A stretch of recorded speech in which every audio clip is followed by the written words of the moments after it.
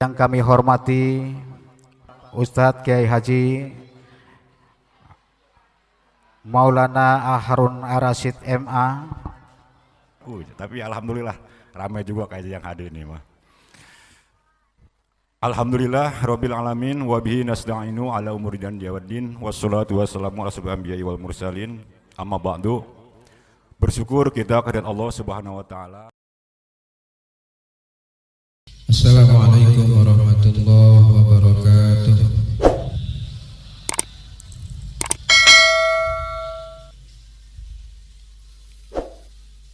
A'udzu billahi minasy syaithanir rajim.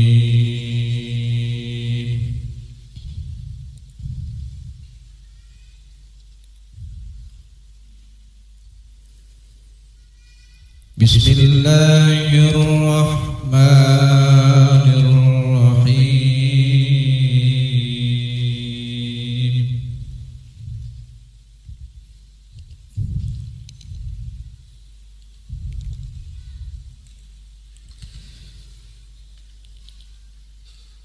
Subhanalladzi asra bi'abdihi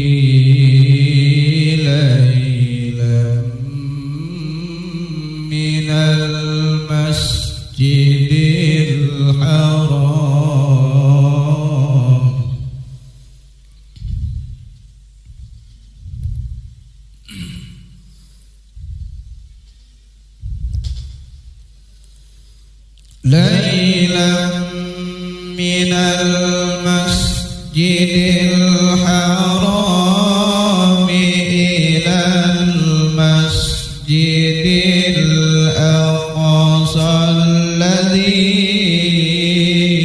barakna hawlah.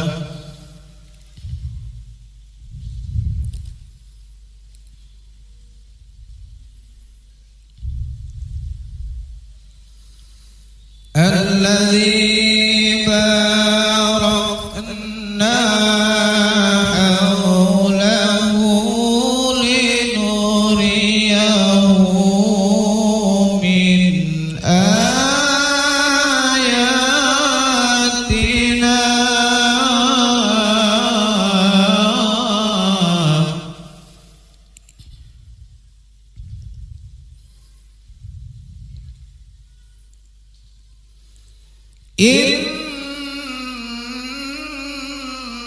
إنه هو السميع البصير.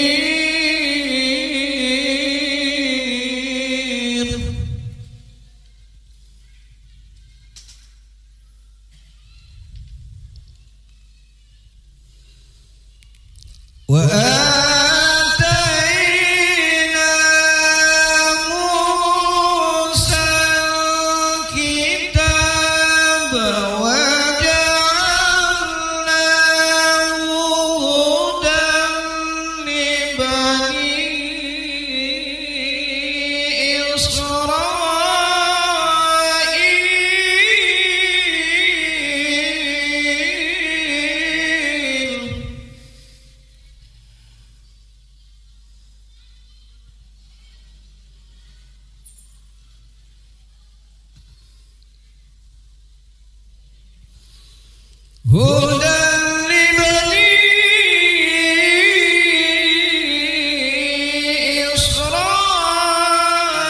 إسرائيل ألا تتخذوا من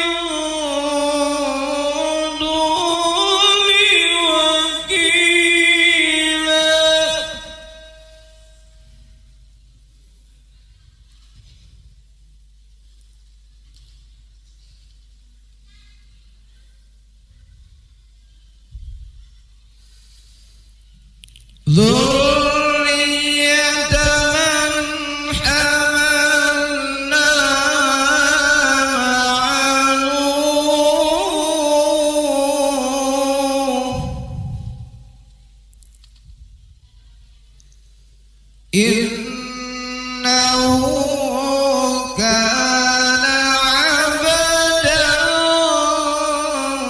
شكورا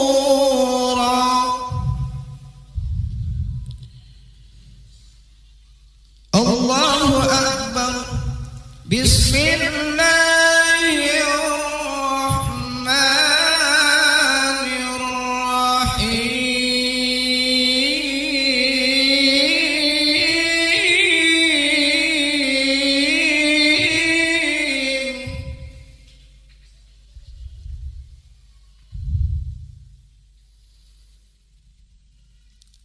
وإذ تأذن ربكم لئن شكرتم لأزيدنكم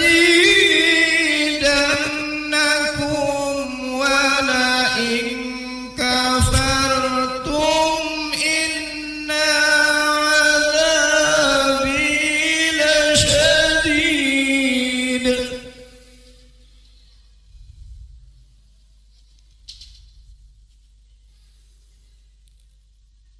الله أكبر بسم الله الرحمن الرحيم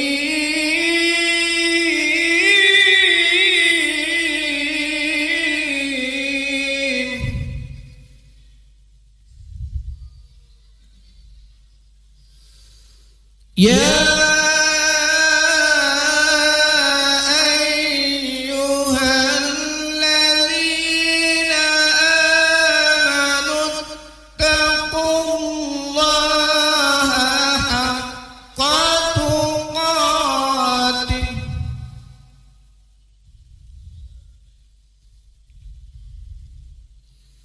ولا تموتن إلا وأنتم مسلمون صدق الله العظيم. Assalamualaikum warahmatullahi wabarakatuh.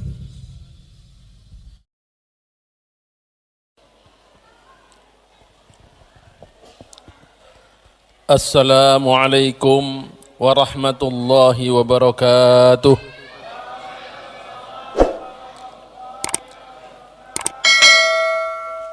Innal hamdalillah nahmaduhu wa nasta'inuhu wa nastaghfiruh wa nu'minu bihi wa natawakkalu alaihi wa na'udzu billahi min syururi anfusina wa min sayyiati a'malina.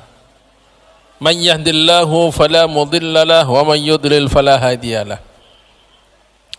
Ashhadu an la ilaha illallah wahdahu la syarika lah wa ashhadu anna sayyidana wa maulana Muhammadan abduhu wa rasuluhu la nabiyya ba'da wa sallallahu ta'ala alaihi wa ala alihi wa sahbihi wa sallama tasliman katsiran katsira.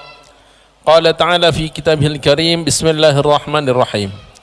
Subhanalladzi asra bi'amdihi lailan minal masjidil haram ilal masjidil aqsa alladzi barakna haulahu linuriyahu min ayatina innahu was-sami'ul basir. Shadaqallahul azim. Para asatid, para ulama, para tokoh masyarakat, hadirin hadirat semua yang dimuliakan Allah Subhanahu wa taala, syukur alhamdulillah, tsumma alhamdulillah. Kita malam ini diberi kesempatan untuk bersama-sama merenung, mengambil pelajaran, mengambil i'tibar dari kejadian maha dahsyat yang seumur-umur dunia ini ada, hanya itu sekali-kalinya terjadi. Manusia belum pernah ada dan tidak akan pernah ada yang melakukan perjalanan begitu cepat seperti Isra dan Mi'raj. Kalau malaikat ada yang mirip-mirip begitu, ada. Tapi malaikat, bahan malaikat beda dengan bahan manusia. Malaikat dari nur, sehingga hukum-hukum alam yang untuk manusia beda. Kalau malaikat, maka dari subuh mereka berjalan terbang melewati 7 lapis langit, sebelum asar sudah sampai dan udah pulang lagi, nanti subuh lagi, sebelum asar sudah menghadap Allah Ta'ala. Laporan hasil kerja mereka dari asar ke subuh, yang subuh ke asar begitu cepat sekali. Padahal jarak dari bumi kita ke langit pertama berapa, Pak? Ada yang pernah dengar ukurannya enggak? Jarak dari bumi ke langit pertama, ada yang pernah dengar? Mungkin Pak Guru, Pak dosen yang ada di sini.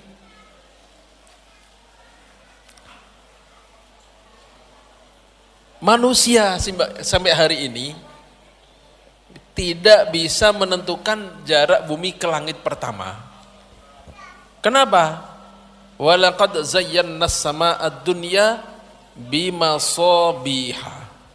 Betul-betul telah kami hiasi langit dunia dengan lampu-lampu.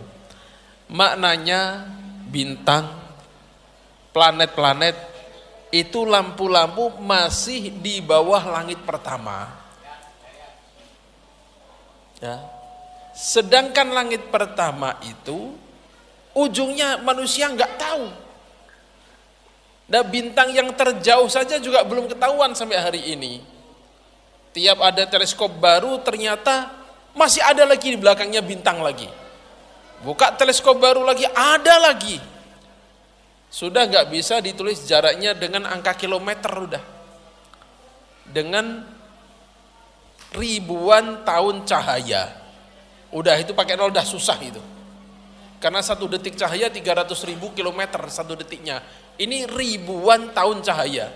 Bukan 1000 tahun, jutaan tahun cahaya. Bahkan miliaran tahun cahaya. Itu masih di bawah langit pertama, Pak. Sehingga andaikan ada kendaraan, kecepatannya seperti cahaya, maknanya itu muterin bumi itu 1 detik 8 kali kecepatan cahaya itu dinaiki. Kalau bisa orang umurnya 1 juta tahun belum sampai ke langit pertama kalau pakai kendaraan andaikan ada buatan manusia. Makanya Isra Mi'raj ini subhanallah hanya sekali-kalinya, tidak pernah ada dan tidak akan ada lagi. Hadirin hadirat rahimakumullah, tanggalnya sudah disampaikan kebanyakan 27 Rajab. Tahun berapa, Pak? Tahun 10 kenabian atau 11 kenabian. Bulan Ramadan Sayyidah Khadijah wafat. Ya. Bulan Ramadan Sayyidah Khadijah radhiyallahu anha wafat. 6 bulan kemudian Abu Thalib pun meninggal dunia. Sehingga dalam tahun itu betul-betul Rasulullah sallallahu alaihi wasallam diselimuti duka cita luar biasa. Istri biasa saja itu kalau meninggal duluan sedihnya setengah mati, dan saya sudah merasakan. Apalagi ini istri yang kesetiaannya, perjuangannya, pengorbanannya, subhanallah, harta habis, tidak tersisa sedikit pun untuk suaminya. Sehingga seorang Rasulullah SAW pun merasakan kesedihan. Ini satu kesedihan belum selesai, Abu Thalib menyusul. Orang-orang yang asalnya segan mengganggu beliau akhirnya jadi berani. Beliau cari tempat untuk buat base camp. Berangkatlah kemana? Ke Taif. 80 km jalan kaki. Dengan harapan orang sana akan menyediakan tempat. Ternyata malah menolak mentah-mentah, bahkan dilempari dengan batu. Begitu busuknya akhlak mereka, yang lempar bukan mereka. Siapa? Anak-anak suruh ngelemparin. Jadi perasaan mereka Rasulullah SAW terlalu terhormat kalau mereka yang ngusir. Makanya untuk lebih menghinakan anak-anak suruh ngusir. Cukup kalian aja usir itu, usir. Ya Allah, ini makhluk paling mulia dari sejak dunia diciptakan sampai kiamat. Nggak ada lagi lebih mulia daripada Rasulullah SAW. Diusir oleh anak-anak, dilempari batu sampai 3 atau 5 kilometer nggak berhenti. Kita nggak bisa bayangkan, Pak.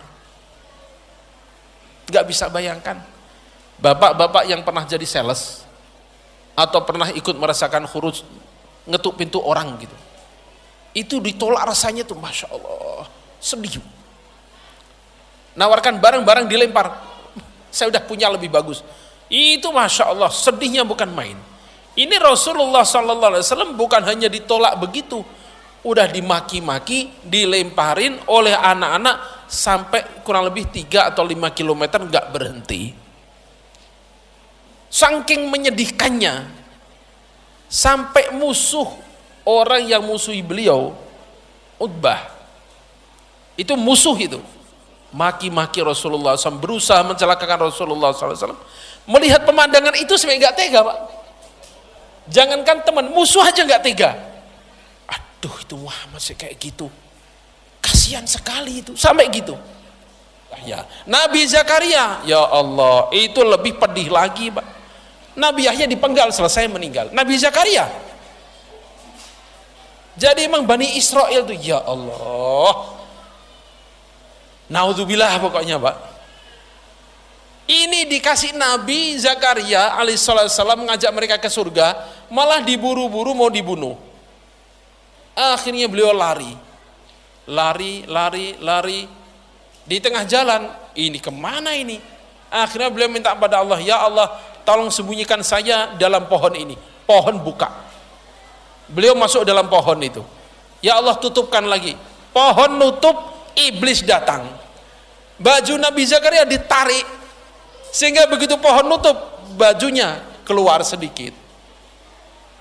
Bani Israel yang udah bawa pedang, bawa parang, bawa kapak, bawa gergaji, bingung, ini jejaknya kemana ini? Ini kemana ini? Datang si iblis. Kalian nyari Zakaria ya? Iya, kemana dia? Tuh, itu sembunyi di pohon. Mana mungkin orang sembunyi di pohon? Tidak mungkin. Kamu dikasih tahu nggak percaya? Tuh lihat, ada kainnya tuh, lihat, kata iblis. Bener juga ya. Iya, ini kain Nabi Zakaria nih. Berarti di sini, ayo kita gergaji. Allahu Akbar. Itu Nabi Zakaria. Hidup Pak, digergaji. Aduh, gak kebayang, Pak. Ditarik, digergaji. Kayu potong akhirnya kena ke kulit. Beliau tahan, diam.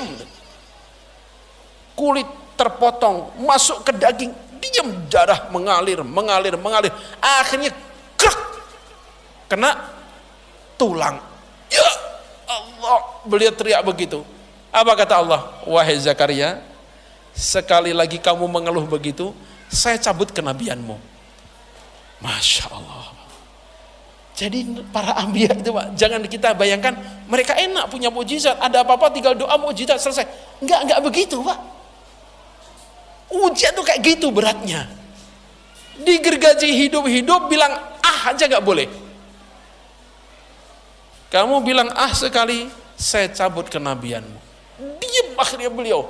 Sampai apa? Tangan dimasukkan, digigit sampai putus, menahan sakit. Itu Nabi Zakaria alaihissalam. Naik lagi ketemu dengan Nabi Yusuf alaihissalam. Hikmahnya apa? Karena semua umat Rasulullah SAW kalau masuk surga wajahnya seperti Nabi Yusuf. Mau nggak, Pak? Mau nggak? Harus mau. Loh, di akhirat temannya hanya satu, kalau nggak surga neraka, masa nggak mau ke surga? Laki-laki dikasih wajah seperti Nabi Yusuf, wanita dikasih kecantikan yang nggak bisa dibayangkan. Loh, mau dibayangkan gimana? Ulama menjelaskan, andaikan bidadari Loh itu kan bidadari. Kalau wanita muslimah gimana? 70 sampai 70 ribu kali lipat lebih cantik daripada bidadari. Begitu ibu-ibu ya. Bidadari sangat cantik, ibu-ibu yang masuk surga 70 atau 70 ribu kali lebih cantik daripada bidadari yang paling cantik. Nah, bidadari yang biasa, Pak, itu andai kan boleh turun ke dunia, itu orang mati diajak ngomong tuh hidup lagi, Pak. Ya. Orang mati diajak ngomong hidup lagi. Loh, Bapak kan sering lihat di pesawat ya, di pesawat, di rumah sakit. Itu yang dipilih perawat-perawat dan dananya cantik apa asal-asalan? Hah? Ya sering intip berarti dia. Lihat di rumah sakit tuh, Pak. Kenapa semua orang sakit lihat yang cantik-cantik itu cepat sehat gitu? Saya jadi agak semangat ini perawatnya manusiawi. Nah ini bidadari bukan hanya orang sakit, Pak, sampai orang mati diajak ngomong bangun, Pak, itu saking cantiknya. Lah itu wanita dunia yang solehah muslimah masuk surga 70 sampai 70 ribu kali lebih cantik daripada bidadari ini. Laki-lakinya dikasih wajah seperti Nabi Yusuf alaihissalatu wassalam. Makanya di langit ketiga ketemu dengan Nabi Yusuf alaihissalatu wassalam. Lalu naik ke langit keempat, ketemu siapa tadi? Nabi Idris alaihissalatu wassalam. Apa hikmahnya? Nabi Idris ini, beliau nabi yang pertama kali datangi orang kafir, diajak masuk Islam gak mau, akhirnya mereka nantang perang, beliau layani tantangan perang itu, akhirnya perang melawan orang kafir. Beliau nabi pertama yang jihad melawan orang kafir. Itu satu. Dalam kisah-kisah kitab tarikh, Nabi Idris kan orang yang sangat cerdas, Pak. Sehingga kalau kita belajar sejarah filsafat agama, sebagian menisbatkan bahwa sumber filsafat itu dari ajaran Nabi Idris, rumus-rumus dan sebagainya itu. Nah, beliau ini bersahabat dengan malaikat Israel. Suatu ketika ngobrol, Israel, mati itu rasanya gimana sih? Ya jangan tanya, sakit. Boleh nggak saya kasih tester rasanya orang mati? Loh, ya kalau gitu nggak bisa ditesterin. Terus gimana? Ya cabut beneran. Oh ya udah, coba cabut beneran. Akhirnya dicabut nyawanya, Pak. Karena pengen nyoba doang, dibalikin lagi, hidup lagi udah. Sakit juga ternyata. Kamu kenal nggak dengan penjaga surga? Kenal. Bisa nganterin saya ke sana? Bisa, ayo. Dibawa ke depan surga. Diketuk pintu. Ini Idris pingin lihat-lihat dalam surga, boleh nggak? Boleh, silakan. Dipersilahkan masuk. Jalan-jalan tertarik, Masya Allah. Maka beliau keluar. Lah, sandal saya ketinggalan ini. Ntar saya masuk lagi. Udah, ayo keluar. Firman Allah, orang masuk surga itu nggak boleh diusir. Kok saya diusir? Nggak bisa, kata Nabi Idris. Maka kata malaikat Ridwan, wahai Nabiullah, surga itu nanti dimasuki setelah orang itu mati, kemudian mengalami fase-fase baru nanti masuk surga. Dosanya sudah mati. Masa? Tanya Israel. Saya udah pernah mati belum? Udah lah kan? Berarti saya berhak di surga. Waduh, ya udah kalau gitu. Wallahu alam benar tidaknya kisah ini ada di kitab begitu, Pak. Akhirnya Nabi Idris udah di surga dengan kecerdasan diplomasinya tadi. Itu di langit keberapa? Keempat. Di langit kelima ketemu Nabi Harun. Itu di situ karena dekat dengan Nabi Musa beliau. Nabi Musa, Nabi Harun bersaudara. Kenapa kok Nabi Musa? Karena di antara Nabi ulul azmi, selain Nabi Ibrahim yang sangat istimewa ya Nabi Musa ini. Istimewanya gimana? Nanti masuk surga paling banyak setelah umat Rasulullah SAW adalah umat Nabi Musa alaihissalatu wassalam. Baru ketemu dengan Nabi Ibrahim alaihissalatu wassalam. Allah Ta'ala gantikan kurban beliau menyembelih anak dengan anak-anak yang menemani beliau. Jadi anak-anak kecil meninggal, itu sebagian pendapat anak kecil meninggal maka rohnya kumpul dengan Nabi Ibrahim alaihissalatu wassalam. Begitu. Ini yang dilihat oleh Rasulullah sallallahu alaihi wasallam. Baru setelah itu naik lagi sampai di Sidratul Muntaha. Kata malaikat Jibril, wahai Rasulullah, silahkan kau teruskan, saya cukup sampai di sini, saya nggak punya visa untuk masuk ke situ. Loh, kok bisa? Saya masuk hangus terbakar saya.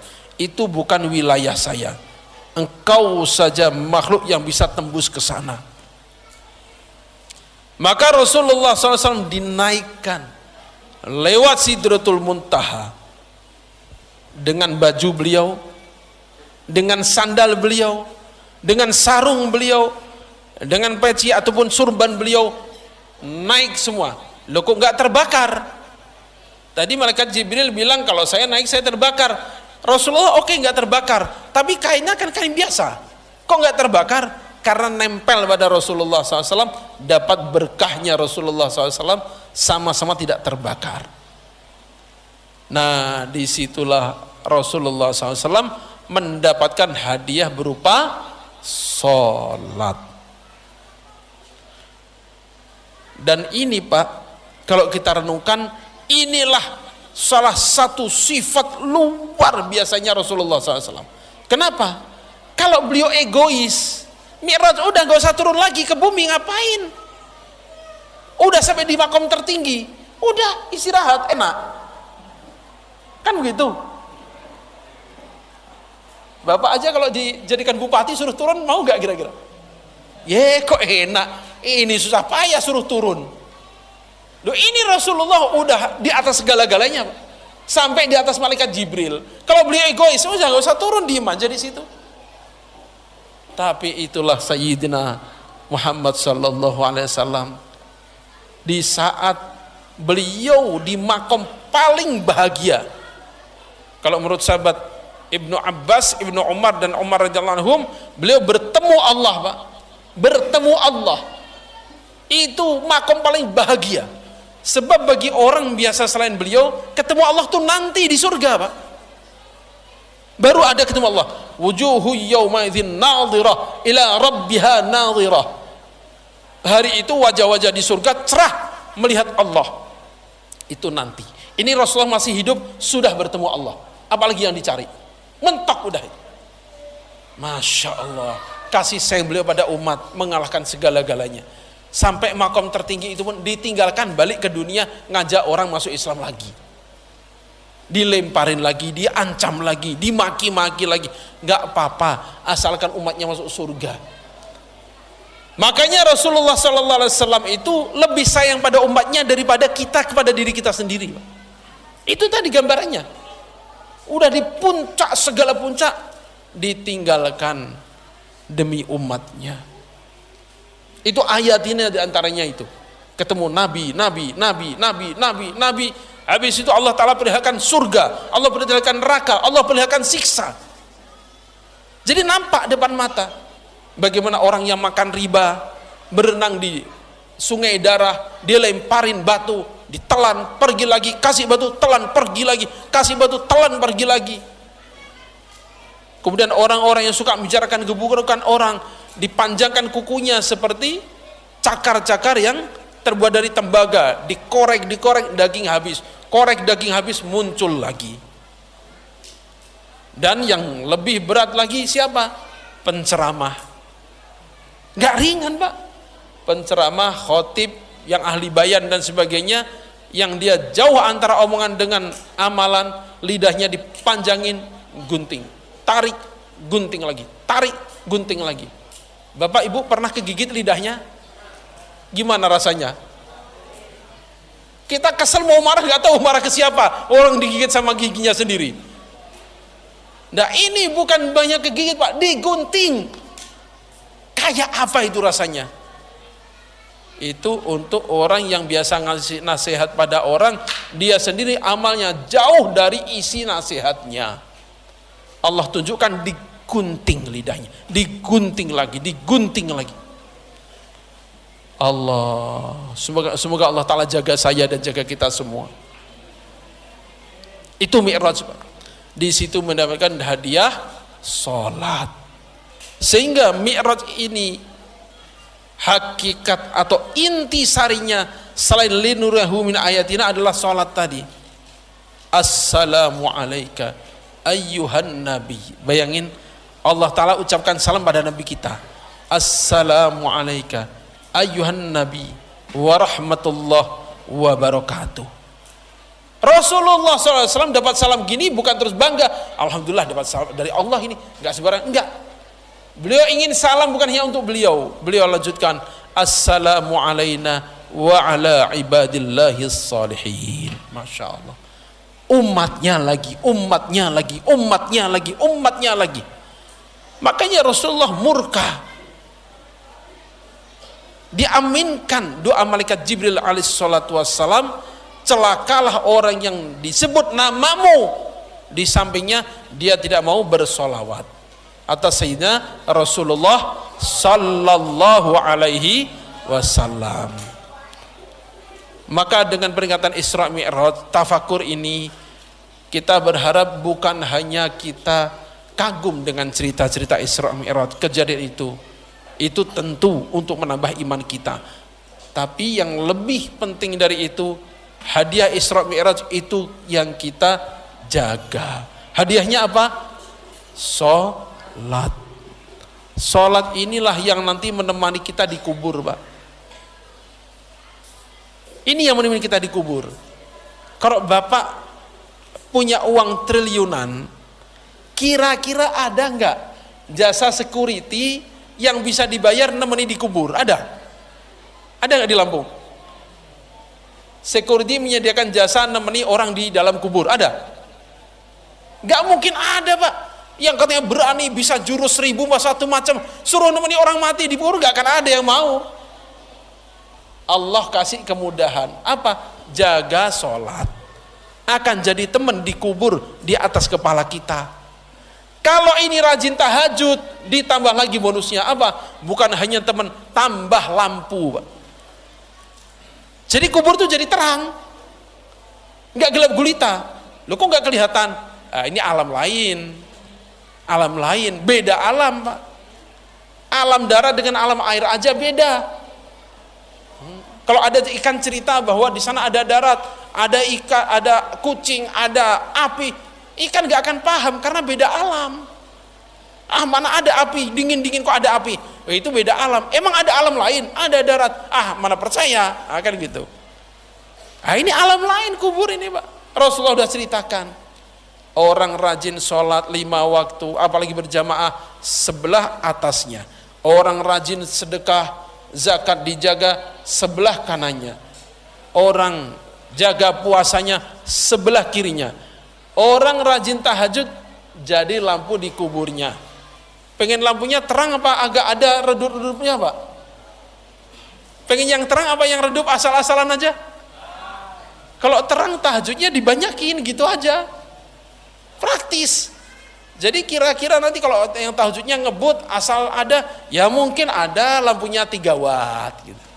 Ada, tapi sesuai dengan tahajudnya. Yang tahajudnya sampai 200 rakaat seperti Imam Ali Zainal Abidin sampai 1000 rakaat, nggak kebayang terangnya kuburnya Pak. Imam Ahmad bin Hanbal tahajud 300 rakaat Pak. Umur 70 tahun. Tahajud 300 rakaat. Tatkala sakit-sakitan nggak kuat lama, diskon akhirnya 150 rakaat. Itu separuhnya. Lah kita ya udah tahu sendiri-sendiri gimana. Allahu Akbar. Makanya setelah Isra Mi'raj ini, peringatan ini, kita harapkan sholat kita meningkat, insya Allah. Sholat wajibnya ditingkatkan, tambah sholat sunatnya, tahajud mulai kita kerjakan. Untuk apa? Penerang di kubur. Tapi sendirian tetap aja celingkukan. Gampang. Apa? Banyak baca Quran. Nanti Quran menjadi pemudah nemenin kita supaya nggak kesepian. Loh, enak kan? Nggak usah cari uang untuk sewa security nemenin. Nggak bakal ketemu Pak security mau jaga kita di kubur. Dengan uang nggak selesai masalah itu. Dengan amal. Nah, amalnya Allah telah berikan semuanya. Dan paling utama adalah sholat tadi. Semua dengan Isra Mi'raj ini Allah subhanahu wa ta'ala buka hati kita untuk meninggalkan sholat kita semuanya. Sholat wajibnya, kekhusyuannya, ibu-ibu bisa menjaga sholat di awal waktunya, tidak diundur-undur, tahu-tahu datang bulanan, repot lagi nanti. Bila ini kita dapatkan setelah Isra Mi'raj ini, maka Isra Mi'raj peringatannya bukan sekedar seremonial, tapi betul-betul ada hikmah dan pelajaran. Amin ya rabbal alamin. La hadratin Nabi Mustafa Sayyidina Muhammad. Al-Fatihah. Bismillahirrahmanirrahim. Alhamdulillah rabbil alamin arrahmanirrahim. Iyyaka na'budu wa iyyaka nasta'in. Ihdinas siratal mustaqim. Siratal ladzina an'amta 'alaihim ghairil maghdubi 'alaihim. Allahumma lakal hamdu hatta tarda wa lakal hamdu idza radita wa lakal hamdu ba'da ridha. Allahumma lakal hamdu kalladzi naqul khairan ma naqul la ilaha illa anta subhanaka innaka kunna zalimin. Jazallahu anna sayyidina Muhammadan ma huwa ahlu. Allahumma ja'al isma'ana isman marhuma waj'al tafarruqana tafarruqan ma'suma wa la taj'al fina syaqiyyan wa la mahruma. Allahumma ja'alna hudatan mahdiyyin wa la dhallin mudillin. Allahumma anfa'na ma 'allamtana 'allimna alladhi fa'na zidna ilma.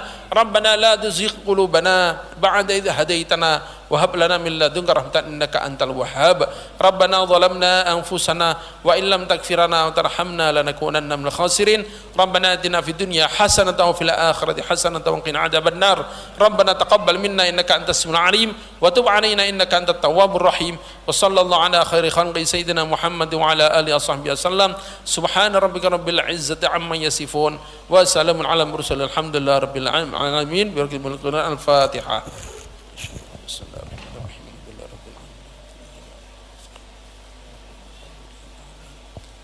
Ada kebaikan benarnya hanya dari fadlullah, karunia Allah Ta'ala. Kekurangan tentu karena kelemahan kami sebagai manusia mohon dimaafkan dan semoga Allah Ta'ala ampuni. Subhanakallahumma bihamdika asyhadu an la ilaha illa anta astaghfiruka wa atubu ilaik. Subhana rabbika rabbil izzati amma yasifun wa salamun alal mursalin alhamdulillahi rabbil alamin. Wassalamu alaikum warahmatullahi wabarakatuh.